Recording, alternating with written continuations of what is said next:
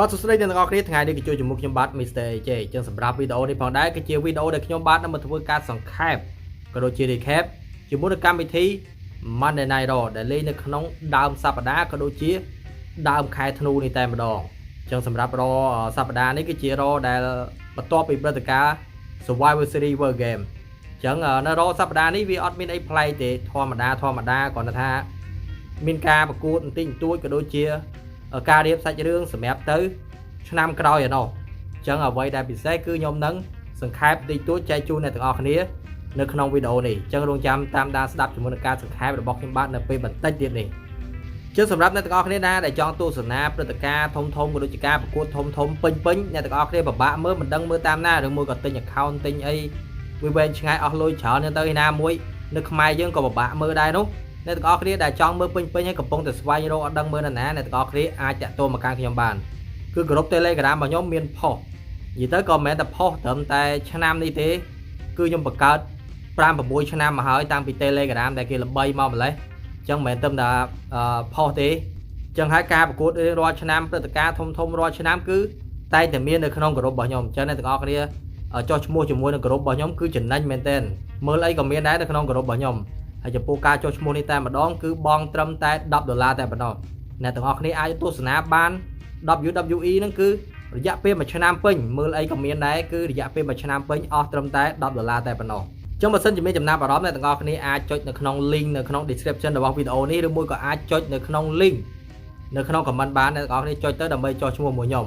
និយាយទៅអ្នកទាំងអស់គ្នាសម្រាប់ការផុសវីដេអូផុសអីចូលនេះក៏ខ្ញុំធ្វើក្នុងនាមជា fan អ្នកគ្រប់គ្រង WWE ដូចគ្នាដែរអញ្ចឹងខ្ញុំធ្វើចែកជូនអ្នកទាំងអស់គ្នាមើលអញ្ចឹងទៅអ្នកទាំងអស់គ្នាតបស្នងមកខ្ញុំវិញដូចជាការលើកទឹកចិត្តខ្ញុំដែរអញ្ចឹងទៅចូលមកដល់កម្មវិធី Raw នៅក្នុងសប្តាហ៍នេះគឺលេងនៅក្នុងថ្ងៃទី1ខែធ្នូឆ្នាំ2025អញ្ចឹងដើមសប្តាហ៍ហើយក៏ដើមខែតែម្ដងគឺលក្ខណៈថាពិសេសមែនទែនអញ្ចឹង Raw សប្តាហ៍នេះវាអត់មានអីច្រើនទេអ្នកទាំងអស់គ្នាគ្រាន់តែខ្ញុំរៀបរាប់បន្តិចបន្តួចចែកជូនអ្នកទាំងអស់គ្នាប៉ុណ្ណោះហើយខ្ញុំដកគូស្រីៗចេញដោយសារអត់បានមើលទេអញ្ចឹងខ្ញុំក៏សង្ខេបតែសាច់រឿងប្រុសៗអញ្ចឹងទៅអញ្ចឹងក៏មានការប្រកួត The Last Time Is Now នៅក្នុងសប្តាហ៍នេះតែម្ដងគឺលក្ខណៈថាវាដល់ Semi Final ហើយឬមួយក៏វគ្គពាក់កណ្ដាលផ្ដាច់ព្រាត់អញ្ចឹងវគ្គពាក់កណ្ដាលផ្ដាច់ព្រាត់គឺមាន2គូទៀតសម្រាប់ជំរុះយកទៅវគ្គ Final ឬក៏វគ្គផ្ដាច់ព្រាត់ហ្នឹងឯងអញ្ចឹងសម្រាប់គូទី1ដែលនឹងត្រូវប្រកួតគឺជាការប្រកួតរវាង Main Event Jey Uso ត្រូវប្រកួតគ្នាជាមួយនឹង LA Knight ហើយការប្រកួតនេះគឺបានបញ្ចប់ទៅដោយ LA Knight ក៏គាត់យកឈ្នះទៅលើ Jey Uso ហើយក៏ខ្លាយទៅជាបេក្ខភាពដែលឡើងទៅវគ្គផ្ដាច់ព្រាត់ឬក៏ Final ហ្នឹងដើម្បីត្រៀមប្រកួតជាមួយនឹង John Cena នៅថ្ងៃទី13ខែធ្នូនៅក្នុងព្រឹត្តិការណ៍ Saturday Night Main Event ចឹងសម្រាប់គូទី2គឺជាការប្រកួតរវាង Gunther ប្រកួតជាមួយនឹង Solo Sikoa ហើយនេះក៏ជា Semi Final ឬក៏វគ្គពាក់កណ្ដាលផ្ដាច់ព្រាត់ផងដែរចឹងគូប្រកួតនេះទាំងមូលគឺបានបញ្ចប់ទៅដោយ Gunther ក៏គាត់យកឈ្នះទៅលើ Solo Sikoa ហើយឡើងទៅវគ្គ Final ដែលនឹងត្រៀមប្រកួតជាមួយនឹង LA Knight នៅថ្ងៃសុក្រសប្តាហ៍នេះនៅ SmackDown អញ្ចឹងបិទបញ្ចប់ត្រឹមហ្នឹងហើយសម្រាប់ការជំរុះ The Last Time Is Now បានន័យថាថ្ងៃសុក្រថ្ងៃច័ន្ទនេះគឺ Semi Final ចូលដល់ចុងសប្តាហ៍ SmackDown គឺចាប់ផ្ដើមដល់វគ្គ Final យកតែម្ដងអញ្ចឹងយើងនឹងចង់ដឹងថាតើរវាង Gunther ជាមួយនឹង LA Knight មួយណានឹងស័ក្តិសមនឹងប៉ះជាមួយនឹង John Cena មុនពេលដែលគាត់ retirement ឬមួយក៏ចូលនិវត្តន៍ក្នុងវិស័យកីឡាការរបស់ John Cena ហ្នឹងឯងអញ្ចឹងយើងចាំមើលពីរនាក់ហ្នឹងពីណាគេស័ក្តិសមនឹងប៉ះ John Cena អញ្ចឹងបន្តមកទៀតក៏មានជាការបង្ហាញខ្លួនរបស់ Team Division ដែលមាន Bron Breakker, Big Bronson Reed, Logan Paul ហើយនិង Paul Heyman អញ្ចឹងពួកគាត់មកទាំង4នាក់ហ្នឹងគឺមកអួត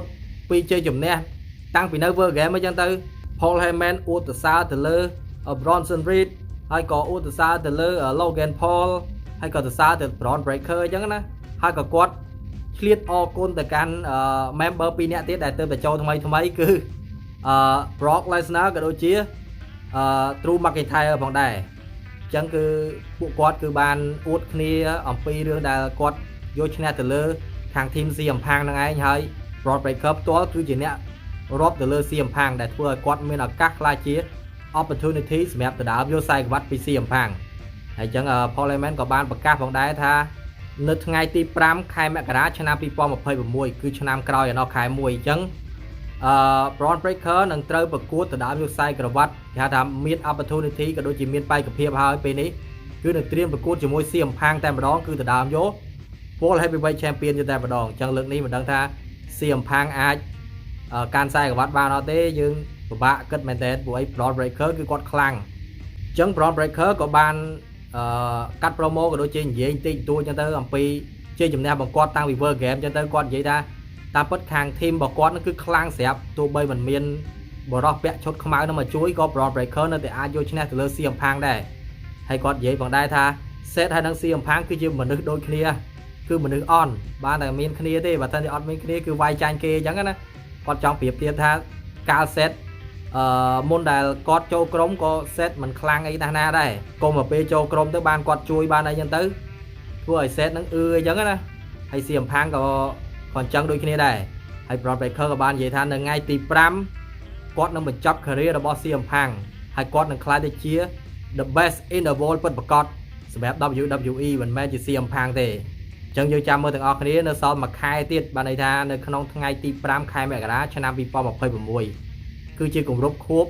Raw Live ចូលក្នុង Netflix ហ្នឹងគឺរយៈពេល1ឆ្នាំពេញតែម្ដងអញ្ចឹងគេក៏មានធ្វើពិធី anniversary ផងដែរអញ្ចឹងថ្ងៃទី5ខែមករាគឺដឹងតែពិសេសហើយអញ្ចឹងគូចុងក្រោយវាអត់មានអីច្រើនទេវាជាគូប្រកួតស្រីៗរវាងខាង team Rhea Ripley Io Sky អញ្ចឹងទៅប្រកួតជាមួយនឹង Charlotte Flair និង Alexa Bliss ហើយការប្រកួតនឹងត្រូវរំសាយចោលដោយសារមាន team ស្រីៗមកញ៉ៃញ៉ៃពីគ្រប់ទិសទីមកមាន Roxanne មាន Raquel មាន Lyra Valkyrie មានអីមកញ៉ៃញ៉ៃខ្ញុំអត់បានមើលទេគ្រាន់តែថាខ្ញុំរៀបរាប់បានប៉ុណ្្នឹងឯងអញ្ចឹងសម្រាប់រគឺខ្ញុំបានសង្ខេបតែប៉ុណ្្នឹងទេអ្នកទាំងអស់គ្នាអញ្ចឹងខ្ញុំយកបន្តិចតួចសម្រាប់សាច់រឿងប្រុសៗយកមកចែកជូនអ្នកទាំងអស់គ្នាបានប៉ុណ្្នឹងទេអញ្ចឹងបើសិនជាការលើកឡើងរបស់ខ្ញុំមានចំណុចខ្វះខាតកន្លែងណាក៏សូមមេត្តាអធិស្ឋានផងដែរអញ្ចឹងចាំចូលជាមួយខ្ញុំបាទនៅវីដេអូក្រោយទៀតអញ្ចឹងវីដេអូនេះខ្ញុំបាទ Mr. AJ ក៏សូមអរគុណសូមជម្រាបលា